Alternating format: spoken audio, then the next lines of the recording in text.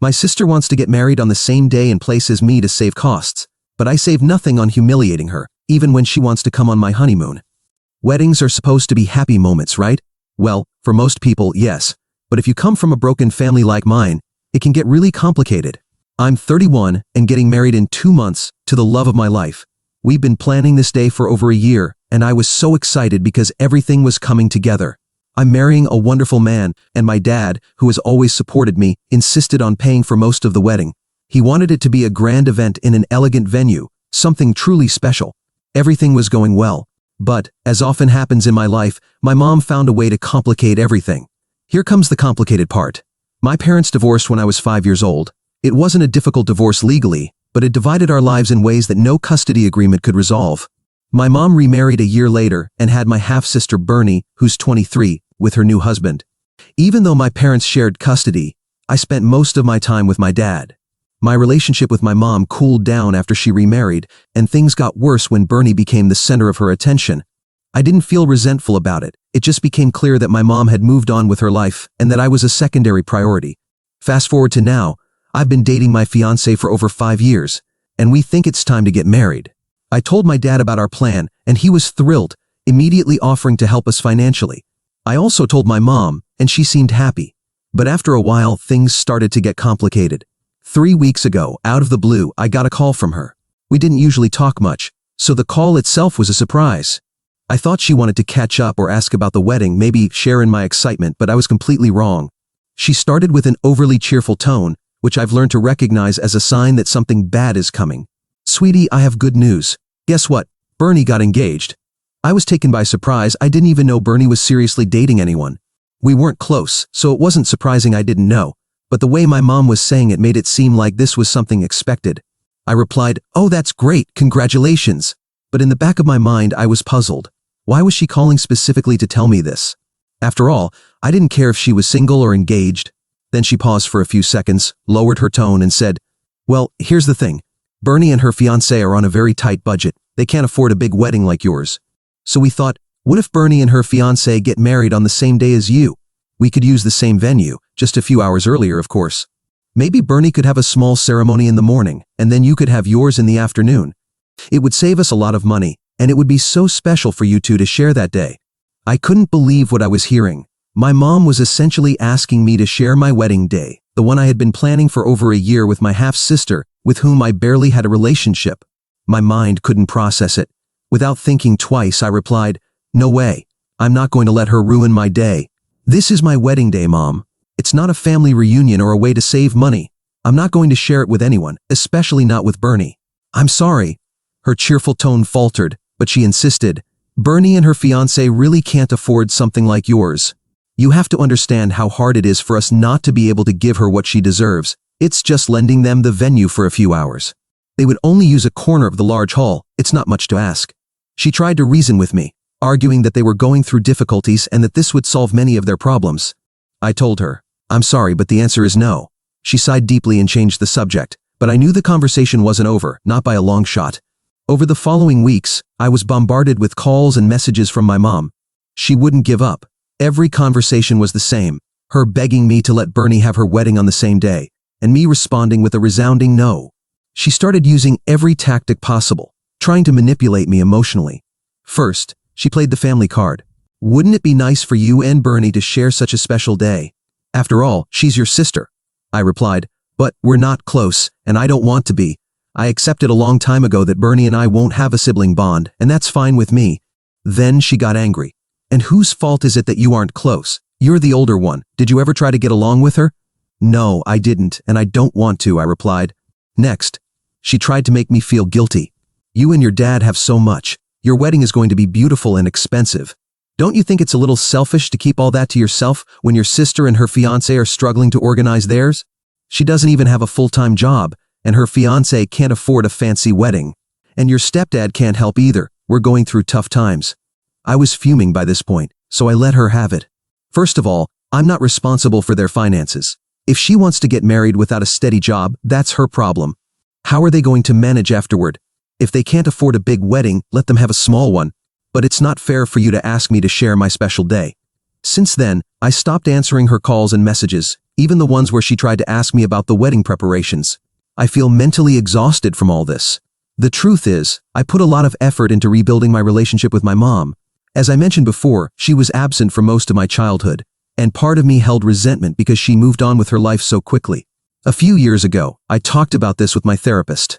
With her help, I decided to work on my relationship with her, which helped me grow as a person. With this new episode, I feel like we're back at square one. Now, I really don't know if I'm being selfish or simply setting my boundaries. My mom assures me that Bernie's wedding won't interfere with mine at all, and that it will be over before my guests arrive. Also, it will be a small ceremony for them, with fewer than 10 people. Update 1. Thank you for reaffirming my stance. You're right in saying it takes 2 people to mend a relationship, and my mother's priorities are quite clear. She doesn't care about my happiness. She's only interested in fulfilling her golden child's wishes. Some people asked why I'm so resentful toward my half-sister. What's the story behind this, and why does she want to get married in the same place as I do? Let me explain these things one by one. Well, I admit that I may have sounded bitter, or perhaps cold, toward Bernie. The reason, once again, has to do with childhood trauma. It pains me to share this, but my parents divorced because my mom was cheating on my dad with Bernie's father. I was only 5 years old, but some memories are etched clearly. I remember the day my dad left the house, and a few hours later, Bernie's dad arrived at our house, and my mom locked herself in her room with him. That night, I cried myself to sleep. I don't remember how many days passed before my dad came to see me. When he did, I told him I wanted to live with him. At that time, he was staying temporarily with my grandparents, and he took me with him. My mom didn't object. That was the one good thing she did for me. She used to visit me often and took me back to her house, but never by force. I loved my mom, and every time she asked me to go with her, I thought she would finally take care of me and love me like she used to. But that never happened. She was too busy being the perfect wife for her new husband, and soon she became pregnant with Bernie. I started spending more time living with my dad. I liked being with him and my grandparents. Shortly after, my dad got his own house, just a block away from my grandparents' house.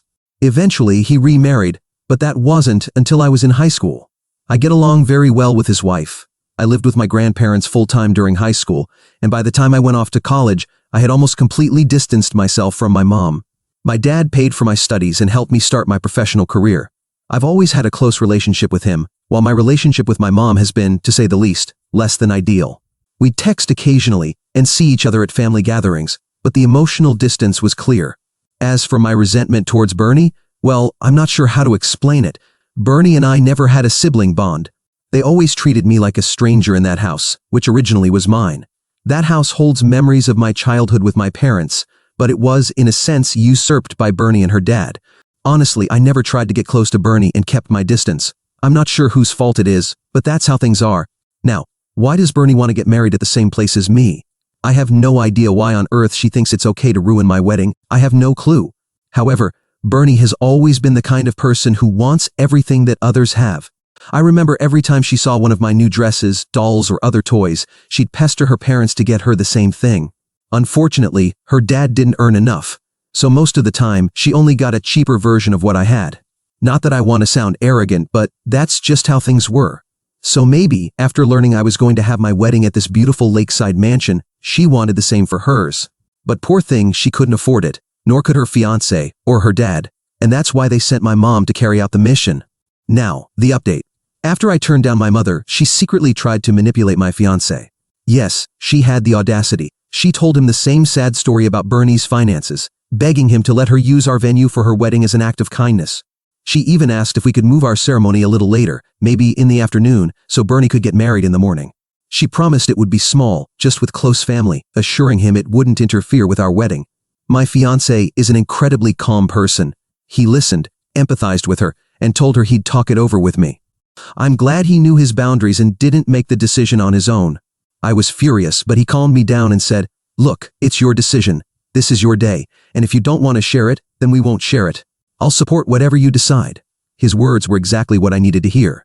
My mom had tried to involve my fiancé in her plan, but I wasn't going to allow it. I was done being nice. I immediately called my mom and scolded her for what she did. I made it very clear that if she didn't stop with her underhanded tactics, I would ban her from my wedding and cut her out of my life. She cried and apologized, saying it was a mistake to contact my fiancé. She also promised to behave better from now on. The problem is, I don't want her apology. I wanted her to say something horrible so I could uninvite her. After what she did, I don't want her at my wedding, but now that she's apologized, would I be the bad one if I still cut her off and banned her from my wedding despite her apology? Update 2. Just when I thought things couldn't get worse, I received a desperate call from my aunt, who's usually the first to know about any family drama. Her first words were, "Have you seen Bernie's wedding invitation?" I was confused and replied, "No, I haven't received anything." Then she told me that Bernie had sent out invitations with the same date and location as my wedding, and people were already asking her if it was a joint ceremony. Previously, my mom had said Bernie's wedding would be small, with fewer than 10 people. But according to my aunt, the invitation had already been sent to more than 50 people, plus their plus ones, and they were all relatives and friends from our close circle. This meant that relatives from my mom's side, who were planning to attend my wedding, were now also invited to Bernie's. It was clear, Bernie wants to ruin my wedding by holding hers first. I went into panic mode. I mean, what the hell is going on? I felt like I'd been punched in the stomach. Bernie had sent invitations to get married on the same day, and at the same venue as mine, without any agreement with me. I was furious. I drove straight to my aunt's house, picked up a printed copy of the invitation, and went to my mom's house in a rage. I was so mad that I threw the invitation at her and said, "What is going on?" That was the trigger for my mother to burst into tears. My mom immediately got emotional and said, "I'm so sorry. Your stepfather and Bernie pressured me to convince you, but I couldn't get you to agree. I assured them I'd get you on board, and Bernie already sent out the invitations. I don't know what to do now." I couldn't believe the nerve of my mother. She had promised them I'd share my wedding day without even consulting me. I sat there in silence, trying to process how she could make such a big promise behind my back. And yet, she still wasn't done. She made one last desperate attempt. "Honey, now that the invitations have already been sent, could you consider it? Please, do it for me." I promised them this would happen. If the wedding gets canceled now, the groom's family and other relatives will humiliate us. I could feel my blood boiling. I replied, as coldly as I could, "I've told you time and time again that I'm not going to share my wedding day with Bernie. If they've already sent out invitations, that's their problem, not mine." My mom started crying even louder, but I didn't care anymore. I made it very clear to her that I was cutting her out of my life and that she, Bernie, and her whole family were banned from my wedding. I was tired of their games. That was 2 days ago, and since then, there's been total silence. All this drama has me on the edge. This is supposed to be the happiest time of my life, right? But here I am, dealing with this completely unnecessary chaos. Update 3. I'm married now. Thank you all so much for your support. After the last confrontation with my mom, I decided to involve my dad. I told him everything, and he assured me that he'd handle the situation. I also contacted the venue to inform them of what was happening. I made it very clear that Bernie, my mom, and her husband were strictly prohibited from even attempting to enter the wedding, let alone organizing any event there. The venue confirmed that nobody, other than my fiancé and I, could make any changes or bookings related to our wedding. The next few days were calm. I figured my mom and Bernie were busy trying to cancel the invitations and sort out the mess they'd created. But a few days later, my mom showed up at my house. She looked exhausted, with a tear-stained face as if she hadn't slept in days. As soon as I opened the door, she started yelling, "We're humiliated. Bernie had to cancel everything. People are asking why, and now we look like fools. Everyone knows we can't afford a decent wedding for Bernie. Have you humiliated us?" Bernie is so distraught she hasn't eaten in days. She and her father aren't even speaking to me. What did you gain by ruining my happiness? I crossed my arms and looked at her, feeling not a hint of sympathy. I told you from the beginning that I wasn't going to share my wedding day. You ignored me, went behind my back, and tried to force this. This is your fault, not mine. And yes, now you only have one daughter, Bernie, because I'm cutting you out of my life. I don't want to continue this toxic relationship. You and your family are not invited to my wedding either. Before she could respond, I closed the door in her face. It's not a moment I'm particularly proud of, and I felt bad about banning her from the wedding, but I needed to set that boundary. I told my dad everything, and he was fully supportive. He even offered to cover any extra security costs if necessary. He has always been my biggest support, and this time was no different. The fallout was swift and ugly. My mom even tried involving my aunt, hoping she would convince me to let her attend, but I stood firm. Despite all the drama, my wedding turned out perfect. I was surrounded by people who truly care about me. There was no stress or chaos, just love and happiness. My dad walked me down the aisle, and my husband and I exchanged our vows in front of our closest family and friends. It was everything I'd ever dreamed of. My mom's absence didn't even cross my mind that day. It was her loss, not mine. I know some people might think I was too harsh or that I should have found a middle ground, but after years of coldness and indifference from my mom, I wasn't willing to sacrifice my happiness to please her or anyone else. Bernie's wedding had to be completely canceled. They sent out formal apology notes to the guests, citing unforeseen circumstances. I found out from my aunt that Bernie was devastated and furious with me. She blames me for everything, which, honestly, I expected. She's upset that her dream of getting married in such an exclusive venue was shattered. To her, it didn't matter that she overstepped by sending out invitations without my consent, or that they tried to pressure me into accepting something I clearly didn't want. In her view, I was the one who ruined everything. Apparently, Bernie has stopped speaking to anyone outside her closest circle. She's too embarrassed to face friends or extended family. The financial strain from canceling everything hit them hard too, as she and her fiancé were already tight on money. The losses from the non-refundable deposits took a big toll on them. My aunt mentioned that Bernie's been painting me as the villain in this whole story. In her version, I'm the selfish sister who refused to share despite having everything, while she barely had so little. But instead of respecting my boundaries, they tried to take advantage of me, and now they are facing the consequences. There is also talk that this disaster has affected the relationship between Bernie and her fiancé. From what I've heard, he was furious when everything blew up. Apparently, he never wanted to take advantage of my wedding from the start, but was pressured by Bernie into going along with it. He thought it was a bad idea from the beginning and felt ashamed when they had to cancel the wedding. My aunt hinted that things have been tense between them since. Although they haven't officially broken up, it's clear that all this drama has caused serious issues in their relationship. I'm glad Bernie's fiancé seems to be a sensible guy who understands it's wrong to try and take over someone else's special day. Update 4. I think I've already told you how Bernie was always the kind of girl who, whenever she saw someone had something, she wanted it too. So, this new update probably won't surprise you in the slightest. Recently, my mom found out that my husband and I were going on our honeymoon. Even though Bernie's wedding was completely canceled and, therefore, she won't be having a honeymoon, she wanted me to take her along on our trip to make up for all the supposed harm I caused by ruining her wedding. Yes, you read that right. Bernie, who barely has any relationship with me, thought the least I could do was invite her on my honeymoon. No joke. Obviously, my mom didn't contact me directly because she's completely blocked in every way possible: phone, social media, emails, everything. But my mom, without hesitation, decided to call my dad to convince him to persuade me. She, with all the nerve in the world, told him that the least I could do was take Bernie with me. According to my mom, this would be the fairest thing to do, as a kind of compensation for destroying her dream day and her relationship. My dad, who has been my biggest support throughout this madness, directly told her that what she was asking now was even more ridiculous than what she'd asked before. He made it clear he had no intention of convincing me to take Bernie on the honeymoon, and that the best thing my mom could do at this point was to stop making such absurd requests. He told her something I thought was spot on. If she truly wanted to have any kind of relationship with me in the future, she should start by treating me as her daughter and not as a resource for Bernie. He made it clear that this kind of behavior was only driving a deeper wedge between us. When my dad told me this, I couldn't help but laugh. The situation was so absurd that all I could do was take it with humor. Of course, I didn't give it any more thought because, obviously, I wasn't going to take Bernie on the honeymoon. It was a time for my husband and me, a moment we'd planned to enjoy as newlyweds. I wasn't going to include anyone else, especially not someone like Bernie.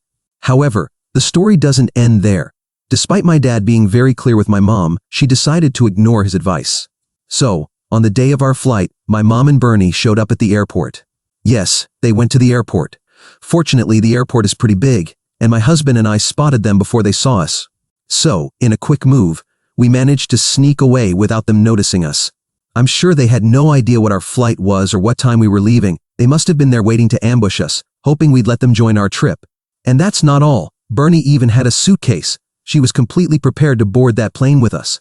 Now, ask yourself, if my mom and Bernie don't have much money, what were they thinking? Did they expect me to buy them last-minute plane tickets to join us on our honeymoon? That was yesterday. Today we're already at our destination, enjoying our honeymoon. And the only thing I hope is that my mom and Bernie had enough money to pay for the cab ride back from the airport, because the last thing I knew about them was that they were there waiting while our plane took off. Luckily, that's been all the contact we've had with them so far. My husband and I are enjoying our trip as it should be. Update 5. I've returned from our trip, and my husband and I were looking around the airport for my mom and sister. During our honeymoon, we had an ongoing joke, imagining that my mom and Bernie might have stayed to live at the airport, like in the movie. patiently waiting to ambush us when we returned to take advantage of the chance to ride home with us in a cab. All, of course, to make up for everything we'd supposedly done to them. But no, thankfully, they weren't there. Not that we expected them to be, but it made me laugh. Update 6. Want to know the latest thing Bernie has tried with me? Well, not directly with me, but it's something that could clearly affect me. She tried to flirt with my husband. Yes, because Bernie always wants what others have, and this time she didn't just want any husband. She wanted my husband. Somehow, she got his number. I have no idea how, but she did. She's obviously blocked on my husband's phone now, but not before receiving a response from me. First, she sent him several messages, trying to seduce him. They were along the lines of, well, if you ever get tired of her, you could always have a younger version. Or, I get the impression that she might be a bit boring in bed, something that doesn't happen to me.